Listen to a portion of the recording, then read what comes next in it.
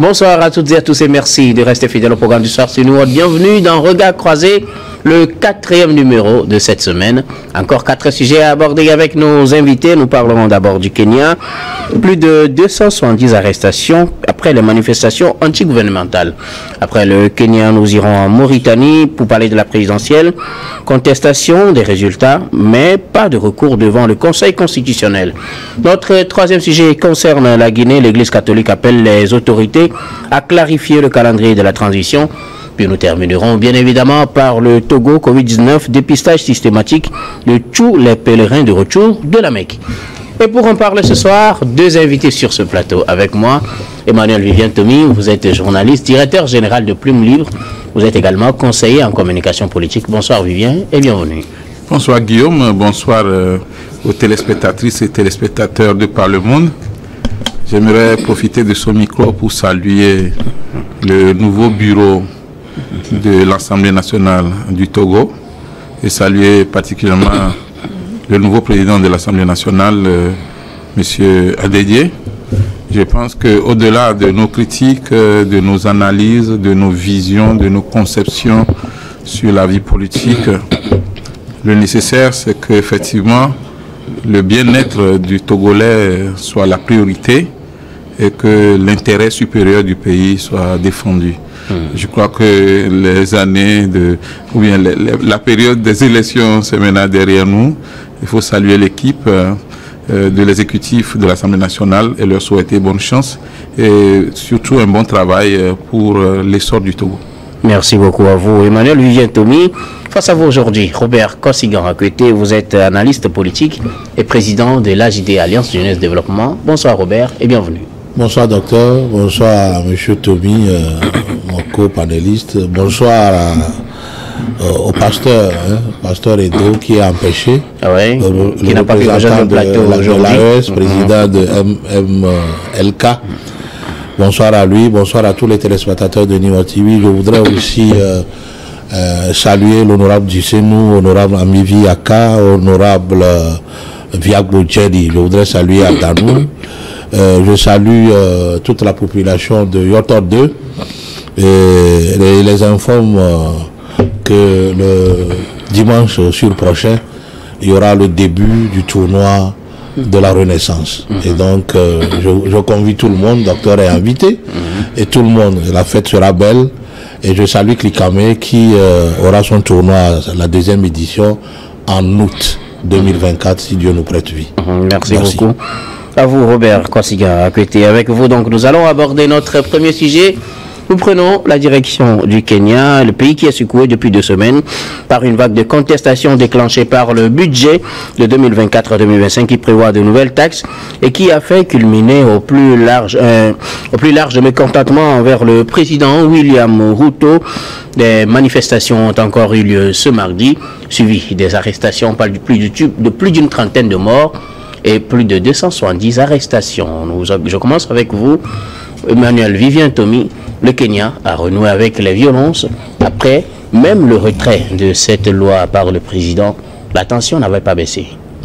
C'est important que la jeunesse africaine prenne conscience qu'au-delà de la lutte politique, au-delà des mouvements de groupe, chacun est responsable de ses actes.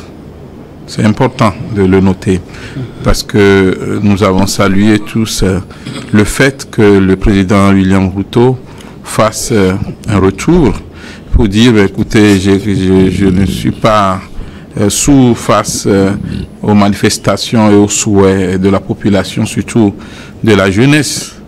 Mais en même temps, quand vous faites les manifestations et vous en profitez pour piller, il faut que vous répondiez devant la loi.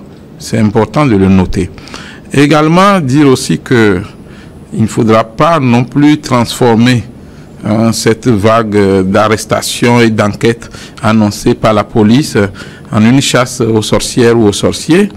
Parce que ça aussi, on sait comment ça se passe dans nos pays africains. On profite d'une manifestation et puis on met des gens dedans, on dit il y a des personnes non contrôlées qui ont infiltré, c'est de part et d'autre. Et puis après aussi, on recherche d'autres personnes, on va même dans leur maison. On connaît bien cette formule au Togo déjà frappée. Alors, au Kenya, ce qu'il faut saluer, c'est cette décision sage du président de dire, écoutez, la rue a dit non, le peuple a dit non, nous reculons. Mais sauf qu'on accuse le président d'avoir pris cette décision tardivement. Ah oui, c'est ça aussi ce qui est dommage, parce que en réalité, gouverner, c'est prévoir. Et prévoir, ça veut dire être à l'avance de son temps. Et quand on ne fait pas la mise en place des stratégies qui puissent permettre d'éliminer ou d'éviter au maximum les conflits ou des événements qui peuvent avoir des répercussions sur la vie du pays, on peut vous traiter de ne pas être très fort politiquement. Puisque si le peuple vous confie la gestion de la cité, c'est qu'on se dit, mais nous ne pouvons pas être tous présidents, nous ne pouvons pas être tous à la tête du pays, mais mettons des gens qui nous pouvons avoir confiance pour nous conduire, pour nous dire la façon dont nous devons marcher. Donc si il y a eu cette décision tardivement, c'est qu'il y a eu une faille. Mais ce n'est pas la faute seulement au président William Ruto, c'est la faute à tout le gouvernement du Kenya et surtout au conseil du président. Et là, j'en profite pour dire que quand on est conseiller du président, il ne faut pas seulement dire ce qui va plaire au président. Vous n'êtes pas un bon conseiller. Un bon conseiller, c'est celui qui est capable d'avoir même des points de vue divergents avec le président ou la personne qu'on conseille. Autrement, la personne n'a pas besoin de vous. Et je constate qu'il y a des conseillers qui veulent aller dans le sens de ce que la personne demande. Parce que quand vous faites une analyse, vous pouvez dire, attention, à cette allure-là, ça peut donner ceci. Il vaut mieux reculer. Si on faisait ça, c'est comme ça. Donc, c'est à toi, le conseiller, de faire des propositions au patron. Et il analyse et il prend une décision. Mais il vaut mieux tard que jamais. Parce qu'à un moment, ça pouvait continuer. Mais malgré cette décision, d'abord, les mouvements ne se sont pas arrêtés. Oui. Ensuite, les mouvements deviennent de plus en plus violents. La police qui a utilisé au début des moyens conventionnels comme les gaz lacrymogènes, par la suite, a utilisé aussi des balles réelles sur la foule. Et bon, la population qui était en train de manifester également a utilisé une violence sans, comment on dit ça, une violence inouïe. Quand on veut incendier, quand on veut s'attaquer à tout ce qui est structure de l'État, à l'Assemblée nationale, ainsi de suite, ce n'est pas parce que vous faites des revendications que vous devez tout casser dans le pays. Parce que le pays va continuer.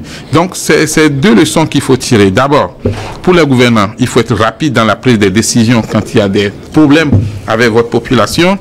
Et pour la jeunesse, même si c'est des leaders où on parle de mouvements spontanés, même si c'est des mouvements spontanés, si vous êtes en groupe, n'oubliez pas que vous-même, entre vous, vous filmez d'abord.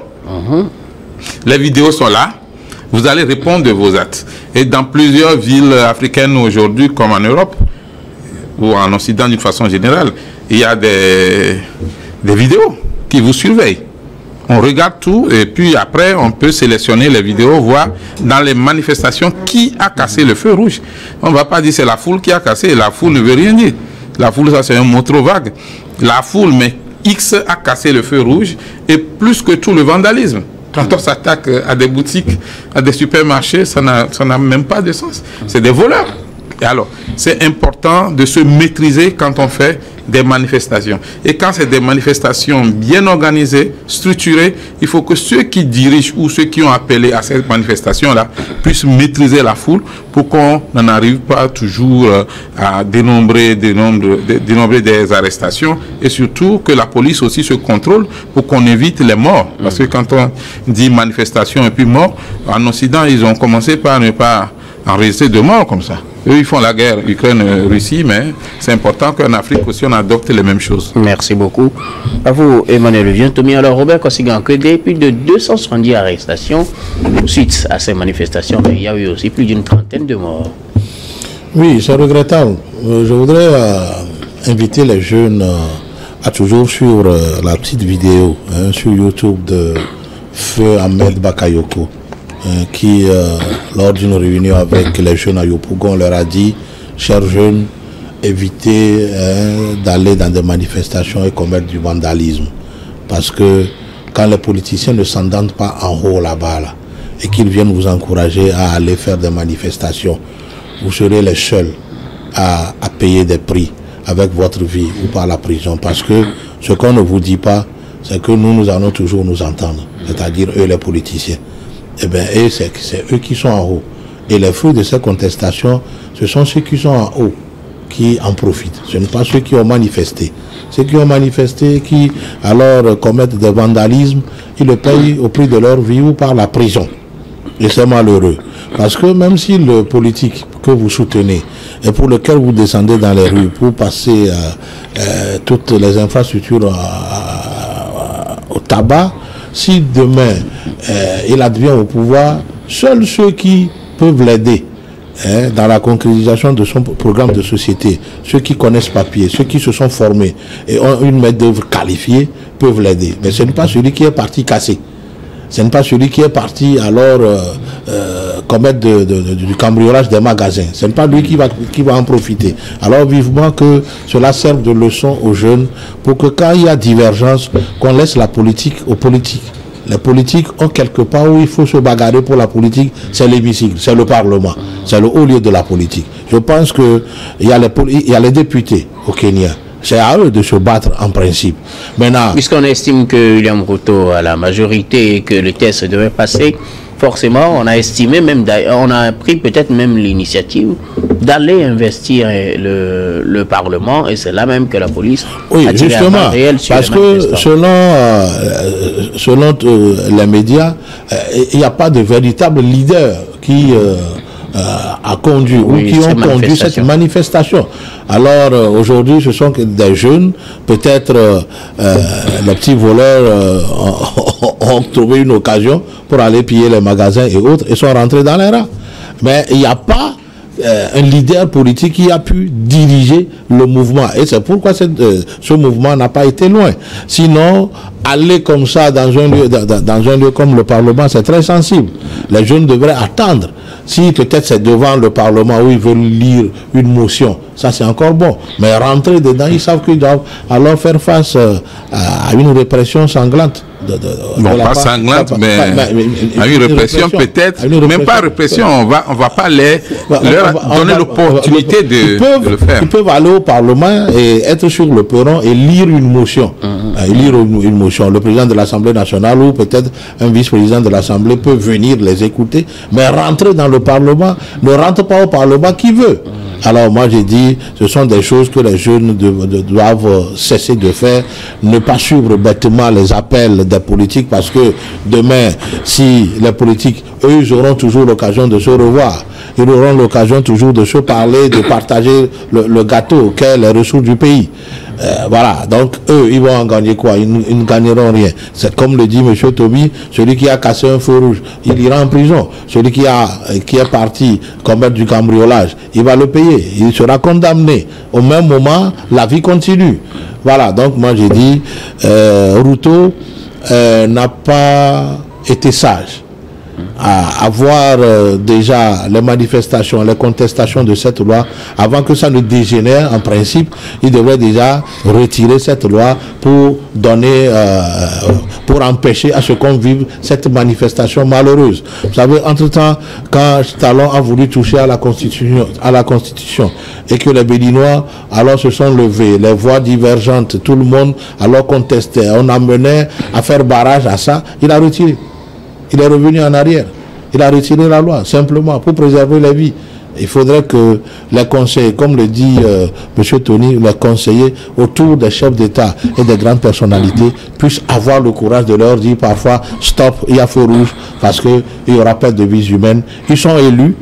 Souvent, nos chefs d'État, les grandes personnalités là, sont élus pour venir alors apporter du développement humain et du développement intégral à notre pays. Mais les pertes de vie, toute manifestation ou toute situation qui peut amener à la perte de vies humaines, il va falloir qu'on fasse tout pour les épargner. Maintenant, pour les jeunes, alors ceux qui sont en prison, il va falloir que le président Ruto, c'est vrai qu'il y a séparation de pouvoir, mais puisse appeler la justice kenyane, voilà, à traiter rapidement les dossiers pour que chacun sache à quoi il doit s'en tenir pour que voilà, on puisse passer les ponts sur cette manifestation et que dorénavant, quand il y aura une loi de cet acabit, on puisse faire parler tout le monde, qu'on puisse ouvrir un grand débat et que voilà, un accord ou un consensus puisse être trouvé avant que la loi ne soit promulguée pour épargner des vies et de ces situations qui sont malheureuses et qui continuent par entacher l'Afrique toujours du noir. Hein. Voilà, nous sommes en 2024, il faudrait que les choses changent. Alors, on a estimé, ou du moins le président William Ruto a estimé que le retrait de cette loi n'était pas une très bonne décision. Il l'avait fait à cause de la pression, mais il avertit aussi que le pays va devoir encore prêter de l'argent. Il faudrait qu'on soit prêt à payer les prix. Après, finalement, il a été obligé à faire quelque chose, mais apparemment, selon sa conception de la chose, la loi n'était pas contre les Kenyans, mais plutôt pour leur bien. On peut saluer M. Ruto pour son geste, mais en même temps on peut le critiquer pour le fait que ce soit une décision prise tardivement. Mais en réalité, quand on revient à la loi en question, c'est à propos du budget 2024-2025. Et justement, le gouvernement a estimé qu'il faudrait revoir la façon de fonctionner pour que, selon eux, les Kenyans soient plus à l'aise. Mais en même temps, quand vous votez un grand budget, il faut trouver les moyens. Et qui va payer? Donc, on va vers le citoyen pour lui demander de payer encore plus de taxes, encore plus d'impôts. Et là, ça fâche parce que si vous prenez la situation de plusieurs pays présentement, y compris le Togo, beaucoup de jeunes n'arrivent pas à joindre les deux bouts. Et puis beaucoup de familles tirent le diable par la queue, comme on le dit en français. Et donc, si au même moment que les familles tirent le diable par la queue, il faut leur dire on augmente encore les taxes et autres, et ça fait mal. Alors, aujourd'hui, M. Ruto aurait pu prendre cette décision très tôt. Mais il vaut mieux tard que jamais, une fois encore, je le dis, parce que ce ne sont pas tous les présidents des pays africains qui peuvent avoir le courage de reculer face à des manifestations. Et le Kenya s'est déjà illustré par une autre décision qui a surpris le monde. C'est quand la Cour suprême a désavoué le président qui était au pouvoir et a demandé qu'on refasse des élections parce que voilà. Et je pense qu'aujourd'hui, le Kenya doit faire un effort pour que ce problème soit vite traité parce que on avait commencé par l'applaudir. Mais quand il y a plus de 30 morts, quand il y a déjà une seule mort, c'est trop. Mais quand il y en a une trentaine, des centaines de blessés, et puis plusieurs arrestations. Les chiffres aussi varient hein, selon. Oui, voilà, suivant les structures. Selon certaines, on parle même de plus de 600. Voilà. Et donc, ces arrestations, d'abord, il faut que ce soit des arrestations justifiées. Parce qu'on a vu aussi dans certaines manifestations en Afrique, on ramasse tout le monde parce que peut-être vous avez eu la malchance de rester au mauvais moment, au mauvais endroit, au mauvais moment. Et donc, on vous prend. Alors, que la justice fasse son travail. En même temps, j'explique quelque chose rapidement, c'est que quand vous êtes jeune, vous êtes arrêté dans une manifestation comme cela, tant qu'il n'y a pas de procès, tant que vous ne venez pas devant un juge, le président de la République ne peut rien faire. Sa grâce présidentielle ne peut intervenir qu'après un procès, après un jugement. Alors, s'il y a une facilité, c'est que, il faut éviter d'aller là-bas. Deuxième chose, peut-être que les faits qu'on vous reproche ne sont pas graves. On peut vous libérer déjà à l'étape préliminaire de l'instruction. Mais quand vous êtes emprisonné, il faut que le juge se prononce d'abord avant que le président n'intervienne. Donc, en gros, les jeunes Africains doivent éviter dans les manifestations de s'illustrer négativement. On peut crier, mais attention, il y a une petite différence. Vous, le petit, on ne vous connaît pas, mais les politiciens, on va les étiqueter. On va dire c'est un leader de parti politique qui est arrêté. Mais vous, on va vous compter parmi le nombre, on va dire, il y a tel nombre de jeunes arrêtés. Donc, c'est important de faire attention. Merci beaucoup à vous. Nous allons marquer donc la première pause, puis on revient juste après pour la suite de cette émission.